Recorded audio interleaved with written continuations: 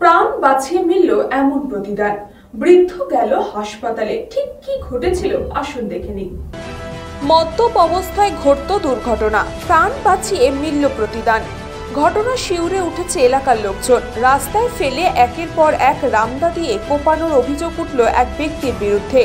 ঘটনায় গুরুতর জখম অবস্থায় ওই ব্যক্তিকে ভর্তি করা হয়েছে আরজিকর হাসপাতালে। এদিন জখম ব্যক্তির মাথার পিছনে অপারেশনও হয়েছে, আপাতত স্থিতিশীল সে। জানা যায় মঙ্গলবার রাত্রে ঘটনাটি ঘটেছে নিউ ব্যারাকপুর পুরসভার 20 নম্বর ওয়ার্ডের পশ্চিম কোদালিয়া 12 বিঘা চাষি ব্লকের কালীপুরি শান্তিহরি মন্দিরের সামনে। আহত হয়েছেন আরও এক মহিলা। প্রত্যক্ষদর্শীদের সঙ্গে কথা বলে জানা গিয়েছে অভিযুক্ত যুবক মদ্যপ অবস্থায় ছিলেন। সেই সময় কমল মজুমদার ওরফে কালা রাস্তা পার হচ্ছিলেন।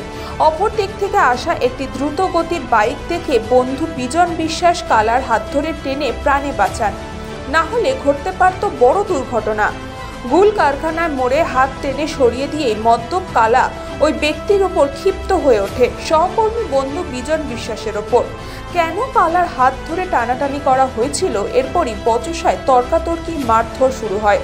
বাবাকে মারছে দেখে এগিয়ে যান ছেলেও, তাকেও মারধর করা হয়। পরবর্তীতে রামদা দিয়ে এসে কালা ওই বিজন বিশ্বাসকে 4 থেকে 5 বার মাথায় কোপায়। মুহূর্তে মাটিতে লুটিয়ে পড়েন বৃদ্ধ স্বামীকে বাঁচাতে গিয়ে কোপ লাগে বিজনবাবুর স্ত্রী রিঙ্কু বিশ্বাসের পিঠেও। রিঙ্কু দেবীর ঘাড়ের পিছনে কোপ লাগে। ঘটনার খবর পেয়ে তড়িঘড়ি ঘটনাস্থলে পৌঁছায় নিউ ব্যারাকপুর থানার পুলিশ ও ঘোলা এসিপি। হওয়ায় কালা এলাকা ছেড়ে পালিয়ে যায়।